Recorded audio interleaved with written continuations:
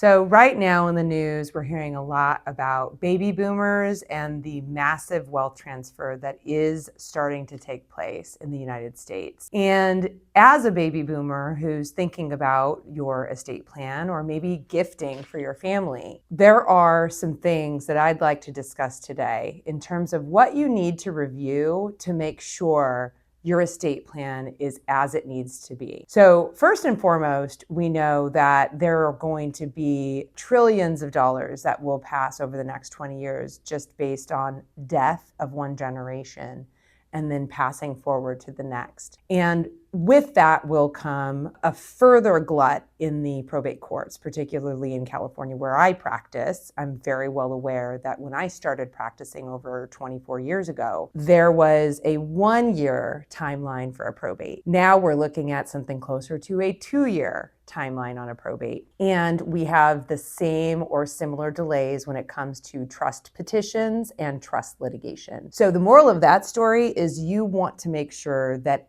everything in your documents, every T is crossed, every I is dotted, because with that, you can avoid dealing with the probate courts entirely. So not only are you saving money on an hourly basis with litigation attorneys, and you're saving a heck of a lot of stress, but you're saving 2 years of your life on top of that. By the way, just a little side note, if you do actually end up in trust litigation because a document's poorly drafted or because there's just a lack of clarity in the document, you need to understand that in that situation, you're looking at 3 to 4 years before you really go to trial.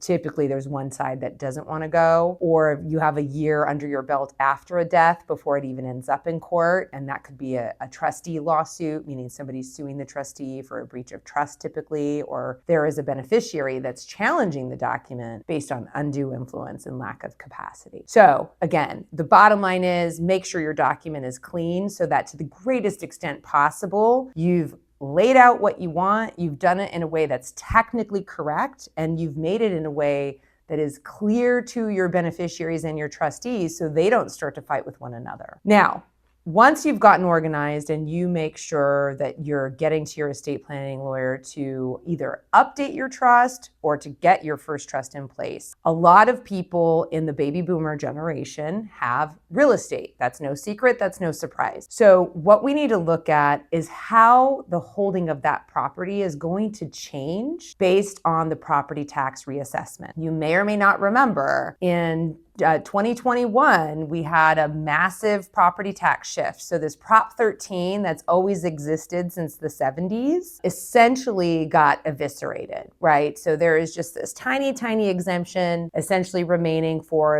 it's the principal residence of the parents, or in some cases grandparents, that go to become the principal residence of the child, or in some cases grandchild. Other than that situation, which has $1 million assessed value cap, there is no preservation of property tax, right? In a parent to child transition, whether it's death or gift. So a lot of the boomers have been holding on to multiple pieces of real property, not just their principal residence, maybe some commercial property, maybe a vacation home. And a lot of times they have maybe a home they inherited. And guess what? They got the benefit of a Prop 13 preservation of their parents' property tax. Your children will not get that same preservation of property tax that you pay. And what that means is that you're going to have a big crunch on the income that property allowed you to have. So if you were paying property tax from a 1970 tax base year, right, with a 2% cap every year, look at it this way. You're jumping up to today, 2026, right? Or it's 2030 when you pass that on. They're going to pay probably tenfold, maybe 15-fold what the property tax is that you pay, sometimes more. I've seen, crazy numbers. And that means that it's not really the same source of income that you have had. And that means that it may not be worth saving. It might be something worth selling after death because you have a step up in basis at the time of your death on property that you hold. So they can sell it without any capital gains typically. So this is again something that you need to look at very carefully if you're lucky enough to have multiple properties in particular. And if you're living off of, or in part living off of that income, that is not the same picture for your children or for your grandchildren or whoever you decide to leave your properties to. So look at that and look at that in tandem with all of your tax planners and your estate planning lawyer and just make sure that you have a vision of what it looks like for them and whether you need to adjust sort of how that property is held or whether it's held at all. So the next thing I'd like everybody to consider when they're reviewing their estate planning documents to make sure they're up to date is consider who your trustees are. A lot of times these documents are done when our kids were maybe adults, but not full-fledged, right? I always say adult is sort of there's a spectrum, right? And there's a ramping up to like full responsibility and awareness of what the world looks like. And you may have done your trust at a time when you couldn't dream of having your children be your trustees. So you've named individuals that maybe you don't speak with anymore, that have moved away, that have passed away, that are in poor health, or frankly just aren't up to it anymore because they might be your contemporary and they might want to retire, right? And not be willing to take on that burden. So really take a look and see, is it time to look at a corporate trustee or a private professional, or is it time to maybe list your kids or some other people that, really are up to the task, right? And then take a look at the compensation provisions and make sure that they're being compensated, or if you have a strong feeling that they're not compensated because they're beneficiaries as well, then just take a look at that and make sure it suits what you would like to have happen, because you have discretion in whether trustees are paid and how much they're paid, at least when they're private individuals, not necessarily for a bank that you name as a trustee. So the additional thing that I'd like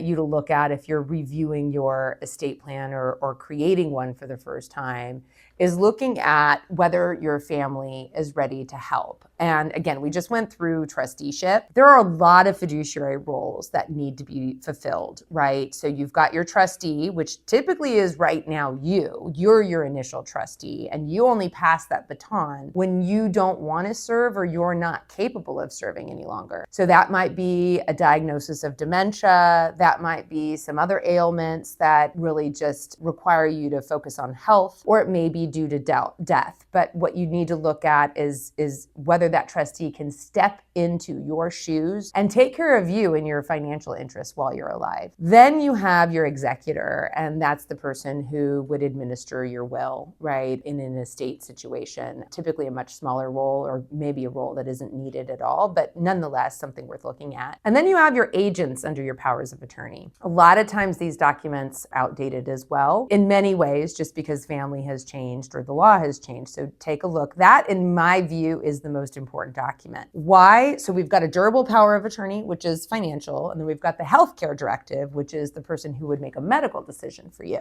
And those individuals are stepping in for you while you are alive, right? So that's why I think they're the most important, because they're there to help you when you can't speak for yourself. And that, again, is in an incapacity situation, which could be just, you could be in a coma, or you could be under due to an emergency surgery, and they could be in effect for a long time, or maybe just briefly during a poor health situation. But please make sure those are up to date. And a little note from somebody who's been practicing for 25 years, please make sure that someone else has a copy of those documents, because they are no good if you're in the hospital at 11 at night on a Friday. I can guarantee you your estate planning firm, they may not be available via email, and they're definitely not going to be picking up the phone at the office, right? So you need to make sure somebody in the family or your physician or some other person can have those documents at the ready in the event of an emergency, because again, they're for incapacity and illness, right? So you need them when you least expect it. So please take a look at those, make sure all those fiduciary roles are the people that you like them to be, and make sure that they're mentally and just generally up to the responsibility of taking care of you when you no longer can do it yourself. Okay, and then last but not least, when you're looking at these documents, as I mentioned, there are sort of grades of adulthood or maturity. There are maybe individuals who may be in a divorce, or maybe have their own health issues, or maybe they're just working 18 hours a day like I did for almost 2 decades. In a situation like that, you have to look and say, are these people really capable of managing, and are they ready to inherit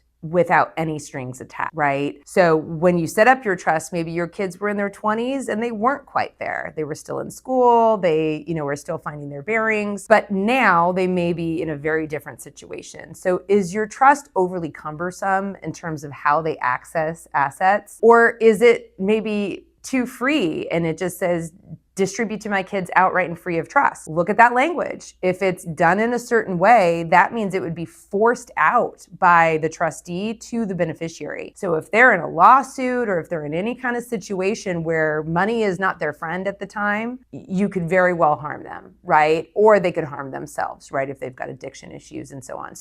So many things to think about. The world, I'm sure, has changed. If somebody did a document 20 years ago, they're just in a different realm now. And that's what really you need to bring to your estate planning attorney, because the estate planning attorney is going to be up to date on all of the laws, on the tax exemptions, on state-of-the-art language. But they're not going to know what dynamics you have in your family, and they're not going to know about your assets unless you bring that updated information with you. So please make sure it's a process, it's a dialogue, and it's something that you're actively thinking through from all those perspectives in order to make sure you have a smooth trust administration when you're either ill or when you've passed away and your assets are going to the next generation.